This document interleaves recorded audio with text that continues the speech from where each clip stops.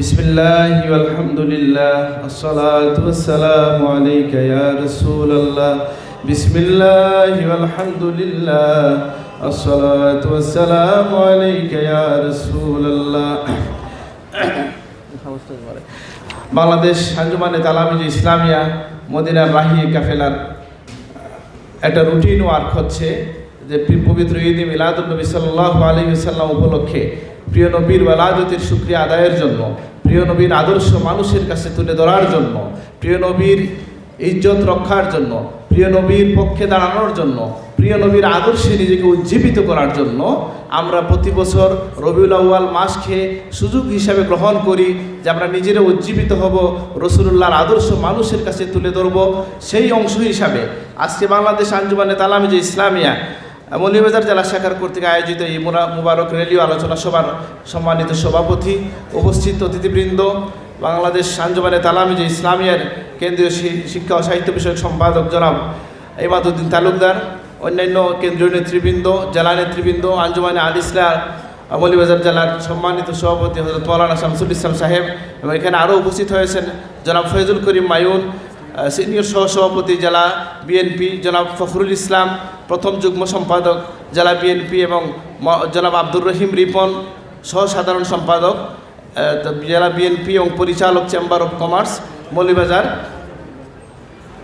তো আরও যারা আসেন অনেক মানুষ, আমরা 5-7 মিনিটের মধ্যে আমার কথা যেহেতু শেষ করব আমি, তো সেই জন্য আমি সবার পরিচয় দিতে যাচ্ছি না। আমরা সকলেই সকলকে চিনি।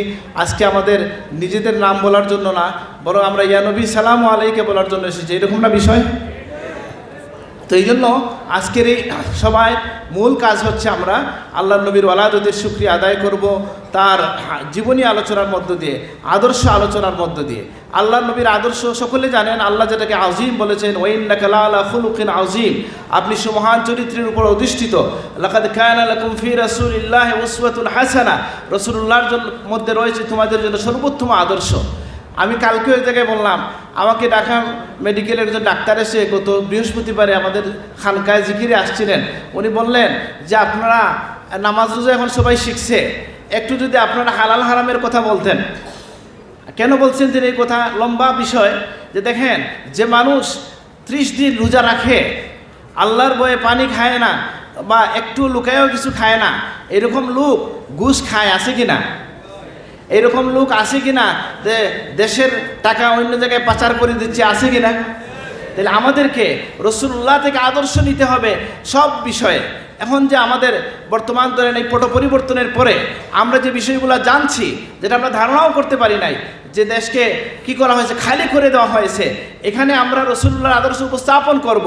যে প্রিয় নবীর প্রিয় নাতি, যিনি কিনা একটা খেজুর তার মুখে দিছিলেন সাদাকার মাল থেকে, যেটা রাসূলুল্লাহর পরিবার খেতে পারেন না, প্রিয় নবী সাল্লাল্লাহু আলাইহি সাল্লাম তার নাতির মুখ থেকে ওই একটা খেজুর বের করে দিয়েছেন। সুবহানাল্লাহ। তাহলে আর আমরা কি করছি?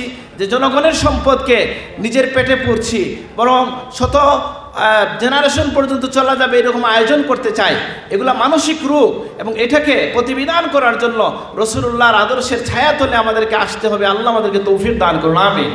তো যেহেতু লম্বা বক্তব্যের সুযোগ নেই, আমি আবারও মনে করিয়ে দিতে চাই ওই কথা তালামিজের কর্মীদেরকে, যারা নতুন এসেছেন তাদের জন্য, যে শুনে রাখেন যে আমরা যে আওয়াজ দিয়ে রাসূলুল্লাহকে আজকে রাসূলুল্লাহর শুকরিয়া আদায় করব, আমরা এই বিশ্বাস রাখি যে নবীজি বলেছেন তুরাদু আলাইয়া আমালাকুম, তোমাদের আমল আমার কাছে পেশ করা হয়। যে রাসূলুল্লাহর জীবদ্দশায়, অর্থাৎ দুনিয়ায় হিনে হায়াতে থাকা অবস্থায় প্রিয় নবীকে মদিনার মানুষ যে ভাষায় সম্ভাষণ জানিয়েছিল, তালা আল বদরু আলাইনা, এই ভাষায় আমরাও রাসূলুল্লাহর জন্য আমাদের জবানকে ব্যবহার করব, যেন আমরা রাসূলুল্লাহকে বলতে চাই, ইয়া রাসূলুল্লাহ, ওই দিনে মদিনায় থাকলে আমরা ওইভাবে বের হয়ে আসতাম।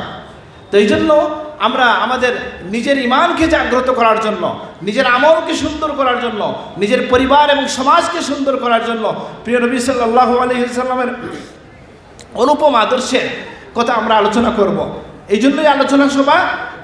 যে আজকে পড়ে আসলাম একখানা হাদিস, যে আল্লাহর নবী হচ্ছেন কি, যে মানুষের মধ্যে সবচেয়ে বেশি পরামর্শ গ্রহণকারী সত্তা হচ্ছেন রাসূলুল্লাহ, যার কাছে প্রতিনিয়ত জিবরিল আসেন, যার কাছে আল্লাহর ওয়াহী আসে, সেই নবী যদি মানুষ থেকে পরামর্শ গ্রহণ করেন, তাহলে আমরা যারা পরিবার চালাই, রাষ্ট্র চালাই, প্রতিষ্ঠান চালাই, এরকম লোক আসে না যে একটা পদে গেলে সেজন্য এখনকার যুগের মহারাজা হয়ে গেছে, এরকম লোক আসে না? আমরা সাফার করতেছি কিনা? এটা দেশ এটার জন্য সাফার করছে। এই জন্য আমরা কি করব? যে পরামর্শ গ্রহণ করব এই আদর্শ রাসূলুল্লাহ থেকে। আল্লাহ নবী তার অন্য উম্মতকে দেখলে কীভাবে রিসিভ করতেন, যে একজন উম্মত কিনা এসে দাঁড়ায় গেছে, বসার জায়গা পায় নাই, প্রিয় নবী তার মুবারক চাদর তার কাছে এটা থ্রো করেছেন, তাকে নিক্ষেপ করেছেন যে আমার চাদর বিছিয়ে তুমি বসে পড়ো। সুবহানাল্লাহ।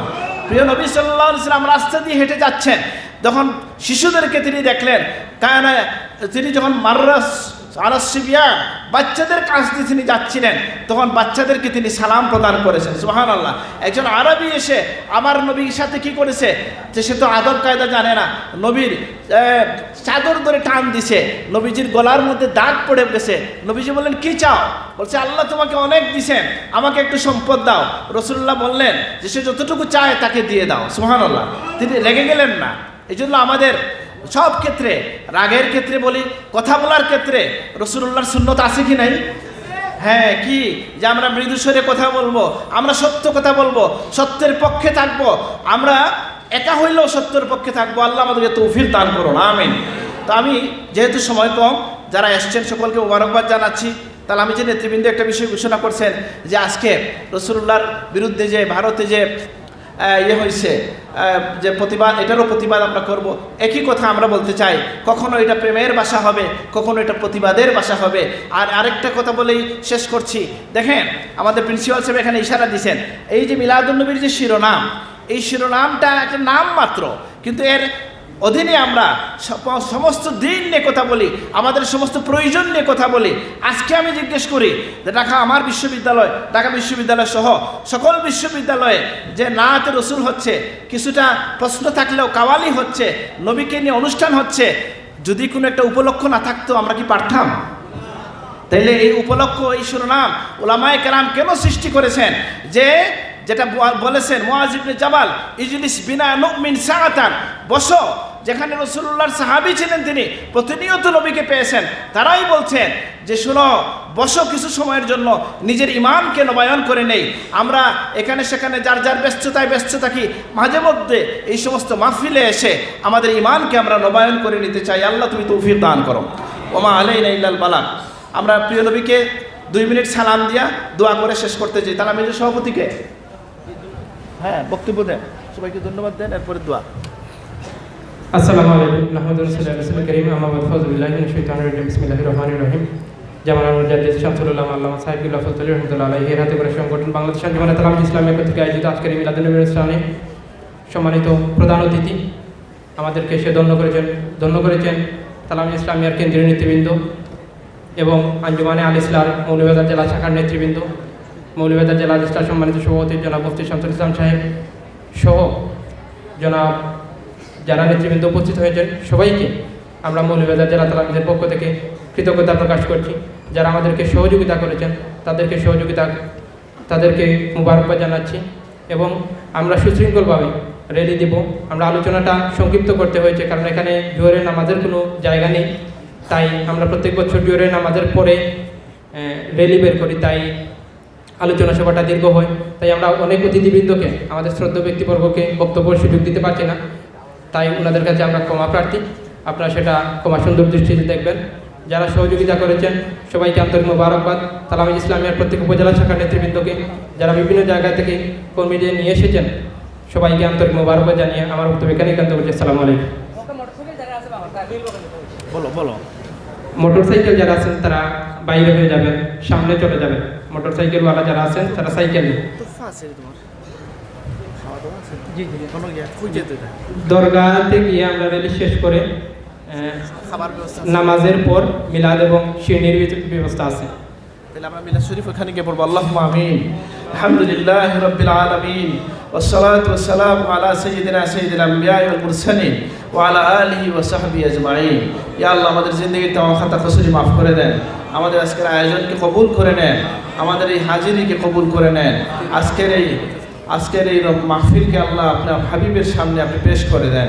আমাদের মধ্যে যারা অসুস্থ আল্লাহ আপনি তাদেরকে শিফা নসিব করে দেন। যারা দেশ বিদেশ থেকে এই মাহফিলে সাহায্য করেছেন আপনি তাদের দান খেরাতকে কবুল করে নেন।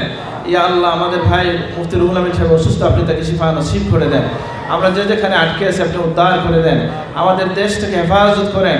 ভাই ভাই হিসেবে মিলেমিশে থাকার তৌফিক দান করেন। আল্লাহ আপনি আমাদেরকে অত্যাচারিত হতে দিয়েন না, আমরা যেন অত্যাচারী না হই। আল্লাহ সুবহানা রাব্বিকা রাব্বিল ইজ্জাতি আম্মা ইয়াসিফুন ওয়া সালামুন আলাল মুরসালিন ওয়ালহামদুলিল্লাহি রাব্বিল আলামিন। আমিন।